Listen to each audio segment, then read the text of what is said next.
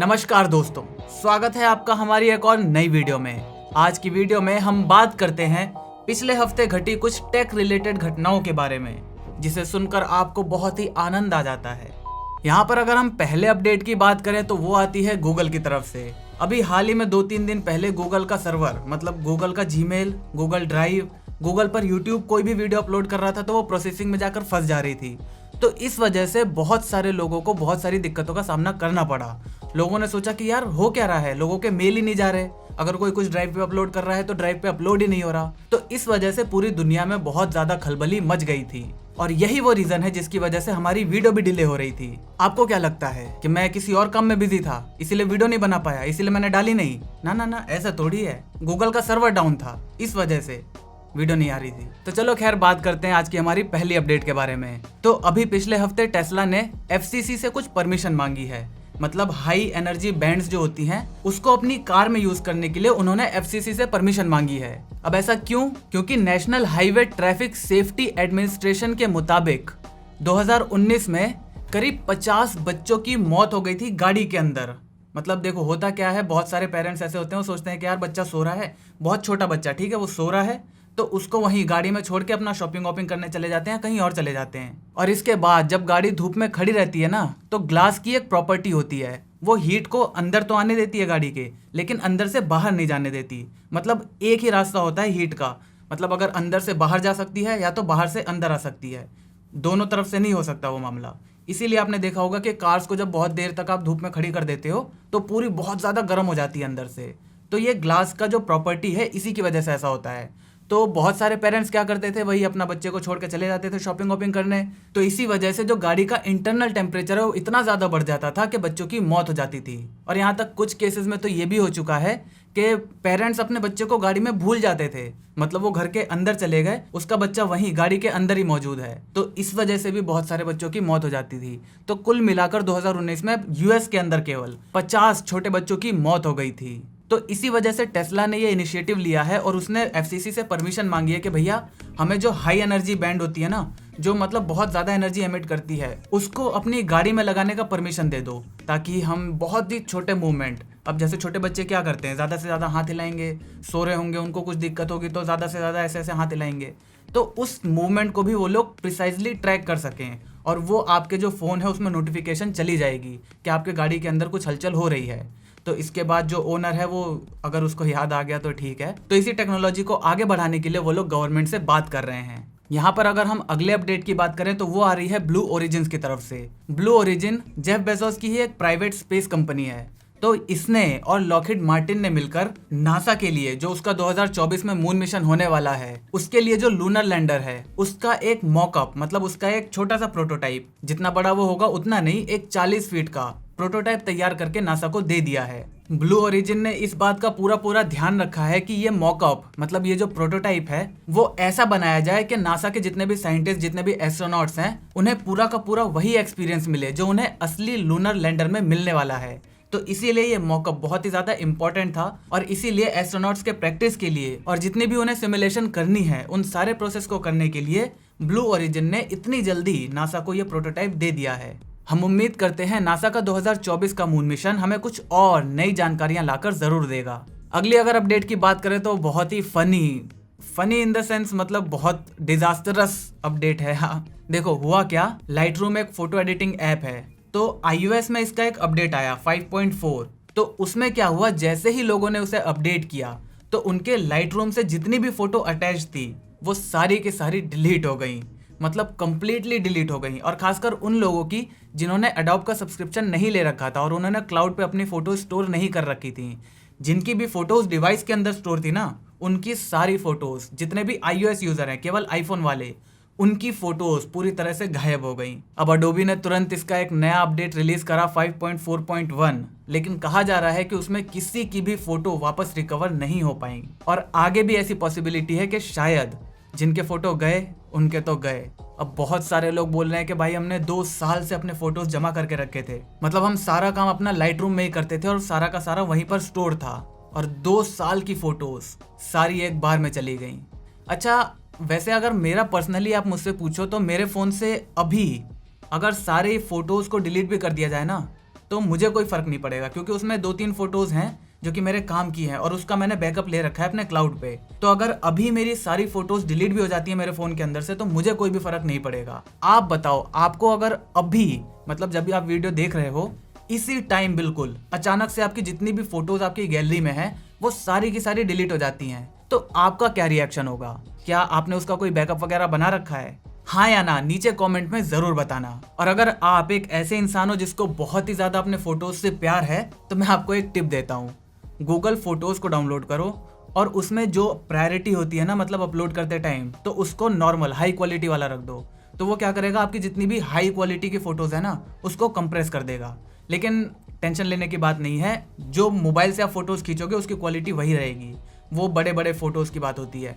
तो आप Google photos को डाउनलोड कर लो और उसमें आपको अनलिमिटेड स्टोरेज मिलती है। आप जितने भी फोटोज अपनी खींचोगे सारी की सारी वहां पर अपलोड होती रहेंगी और वो हमेशा के लिए सेफ रहेंगी।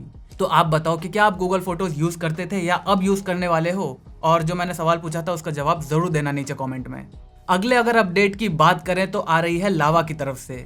लावा याद है ना, लावा माइक्रोमैक्स, कुछ टाइम पहले तक ये इंडिया में राज करते थे। तो इन्होंने एक नया फोन लॉन्च करा है। वैसे हम फोन की जो न्यूज है वो कवर नहीं करते, लेकिन ये फोन जो है वो बहुत ही ज्यादा इंटरेस्टिंग है, क्योंकि इन्होंने जो फोन लॉन्च करा है वो है एक फीचर फोन। और इस फीचर फोन की कमाल बात ये है कि इसमें आपको हार्ट रेट सेंसर और ब्लड प्रेशर का सेंसर मिल जाता है, जिससे आप अपना हार्ट रेट और बीपी दोनों नाप सकते हो। और इसकी प्राइस बहुत ही कमाल की है, पता है कितनी?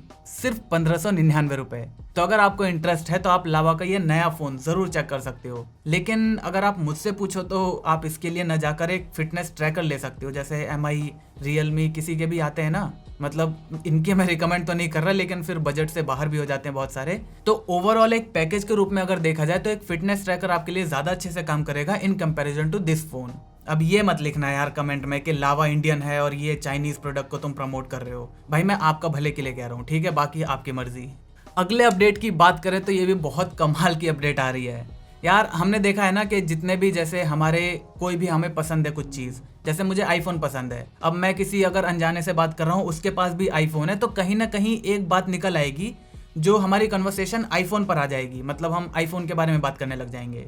या फिर मुझे किसी म्यूजिक का शौक है या मुझे डांस का शौक है, तो अगर दो अनजान लोग बात कर रहे हैं तो एक टाइम ऐसा आएगा जब वो दोनों के दोनों, अगर दोनों को ही डांस का शौक है तो बात कहीं ना कहीं डांस पर आ ही जाएगी।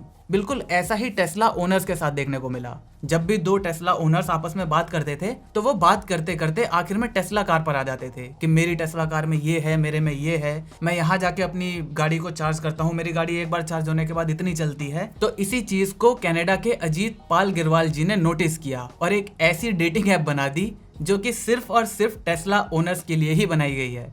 मतलब अगर आप एक टेस्ला ओन करते हो, मतलब अगर आपके पास एक टेस्ला गाड़ी है, तो आप इसमें एक अकाउंट क्रिएट कर सकते हो और आप दूसरे लोगों से बात कर सकते हो। मतलब कुल मिलाकर ये टिंडर ही है, लेकिन सिर्फ और सिर्फ टेस्ला वालों के लिए। तो है ना कितनी कमाल की बात। अगर हम अगले अपडेट की बात करें तो वो आ रही है यूएस एयरफोर्स की तरफ से। कैसे AI ने यूएस एयरफोर्स के पायलट्स को बुरी तरह से हरा दिया और इंटरनेट पर इसका जोर शोर से मजाक उड़ाया जा रहा है। देखो हुआ क्या, यूएस गवर्नमेंट की एक मिलिट्री रिसर्च एजेंसी है जिसका नाम है डरपा। उन्होंने कुछ टाइम पहले कुछ गेम डेवलपर्स से बात करी। उन्होंने उनसे कहा कि भाई तुम हमारे लिए एक ऐसा AI सिमुलेशन सिस्टम बनाओ जो कि हमारे पायलट्स को ट्रेन भी कर सके, और दूसरा अगर फ्यूचर में जरूरत पड़ी तो हम अपने पायलट्स को रिप्लेस कर सके। मतलब जो कि पूरा का पूरा कंट्रोल है वो सारा का सारा AI खुद कंट्रोल करेगा। मतलब जैसे आजकल सेल्फ ड्राइविंग कार आ रही है ना, बिल्कुल वैसे ही सेल्फ ड्राइविंग फाइटर जेट भी चलेंगे। तो इसीलिए बहुत सारी मिलिट्री AI कंपनीज अपना अपना सिस्टम बना रही थी। तो इसी चीज को टेस्ट करने के लिए यूएस गवर्नमेंट ने एक कंपटीशन रखा जिसको कि अल्फा डॉग फाइट ट्रायल्स भी कहते हैं। तो परसों उसके फाइनल्स थे और वहां पर AI सिस्टम ने दिखाया कि कैसे वो अभी ह्यूमंस जो हैं उनसे काफी ज्यादा आगे निकल चुके हैं। तो देखो हुआ क्या, फाइनल्स में हेरॉन सिस्टम्स के जो सिस्टम था, AI सिस्टम हेरॉन, उसके बीच और यूएस के एक असली फाइटर पायलट के बीच कंपटीशन हुआ। तो इसमें पहले कुछ टाइम में ही हेरॉन सिस्टम का जो पायलट है, जो AI वाला है, उसने असली वाला जो पायलट है उसको 4 पॉइंट से हरा दिया था। मतलब वो 4 पॉइंट आगे चल रहा था। इसके बाद क्या हुआ, जो असली पायलट है उसने अपना दिमाग लगाया और उसने प्लेन को बहुत ही ज्यादा स्टीप डाउन करना शुरू कर दिया। और डाउन करने के साथ साथ वो स्पाइरल ऐसे ऐसे करके घूम के आने लगा। और इतना स्टीप एंगल और इतना स्टीप कर्व लेने की वजह से उस पायलट पर करीब 9G का फोर्स लग रहा था। जो कि एक नॉर्मल अगर असली सिचुएशन में ऐसा करा जाएगा ना तो ये पायलट की हेल्थ के लिए काफी ज्यादा खराब हो सकता है। लेकिन फिर भी खुद को एआई से बचाने के लिए उसने अपने लिए इतनी ज्यादा एक्सट्रीम कंडीशन बना दी कि भाई बस मैं यहाँ से जिंदा निकल जाऊं। लेकिन कुछ ही देर बाद एआई वाला जो सिस्टम था वो उसके पीछे आ गया और उसने उसे पूरी तरह से खत्म कर दिया और जो फाइनल रिजल्ट आया वो 5-0 आया। मतलब जो असली पायलट था उसने एआई को एक बार छुआ भी नहीं। तो इन ट्रायल्स में हमें ये देखने को मिला कि कैसे एआई सिस्टम्स अभी बहुत ज्यादा एडवांस हो चुके हैं, लेकिन फिर भी जो डार्पा है उन्होंने कहा है कि अभी एआई जो है उसको आप आसमान में उड़ते हुए बहुत देर में देखोगे। मतलब हाल फिलहाल में अभी उसका कोई भी प्लान नहीं है उनको एआई को मतलब फाइटर प्लेन में बैठाने का। लेकिन इस कंपटीशन के रिजल्ट के बाद बहुत ही ज्यादा इंटरनेट पर जो यूएस एयरफोर्स है उसकी बहुत ज्यादा ट्रोलिंग करी जा रही है, जो कि एक तरह से गलत बात है यार। एआई अब बहुत ज्यादा एडवांस हो चुके हैं। अब अगर हम अपने आखिरी अपडेट की बात करें तो वो आ रही है इंटेल की तरफ से। इंटेल एक बहुत ही नए न्यूरोमॉर्फिक चिप पर काम कर रहा है। न्यूरोमॉर्फिक चिप्स क्या होती हैं? जैसे किसी का न्यूरल स्पाइन, मतलब आपका स्पाइनल कॉर्ड में कोई दिक्कत आ जाती है। देखो हमारी जो भी बॉडी है ना, जो भी मैं मूवमेंट कर रहा हूँ, मेरे हाथ पैर सर आंखें जो भी हैं, ये आंखें नहीं मतलब हाथ पैर और आपकी पूरी बॉडी, वो सारी की सारी आपकी स्पाइनल कॉर्ड जो ये रीढ़ की हड्डी होती है उससे कंट्रोल होती है। तो इसी चीज़ को जैसे अब किसी का एक्सीडेंट हो जाता है तो वो उसकी जो स्पाइनल कॉर्ड है उसमें अगर कोई दिक्कत आ जाती है तो वो पैरालाइज हो जाता है, उसके हाथ पैर काम करना बंद कर देते हैं। तो इसीलिए जो न्यूरोमॉर्फिक चिप्स होती हैं वो आपके बॉडी में लगा दी जाती हैं और वो आपके दिमाग से कनेक्ट हो जाती है। फिर अब जैसे यहाँ पे एक रोबोटिक आर्म है और आप सोचोगे कि जैसे अब मेरा हाथ है तो अब मैं सोच रहा हूँ कि मेरा हाथ ये पेन उठाए फिर इसे रख दे, तो मेरे सोचने से मेरा हाथ चल रहा है।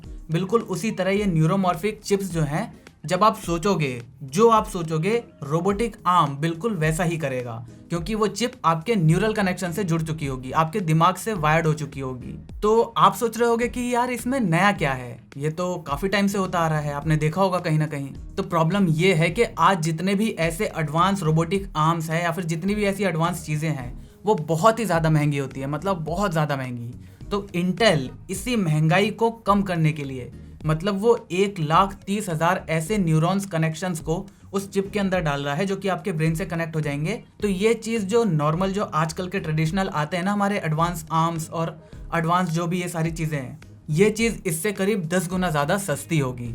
और जो लोग अभी इन टेक्नोलॉजीज को अफोर्ड नहीं कर पा रहे उन लोगों के लिए ये चीज़ बहुत ही ज़्यादा काम करने वाली है।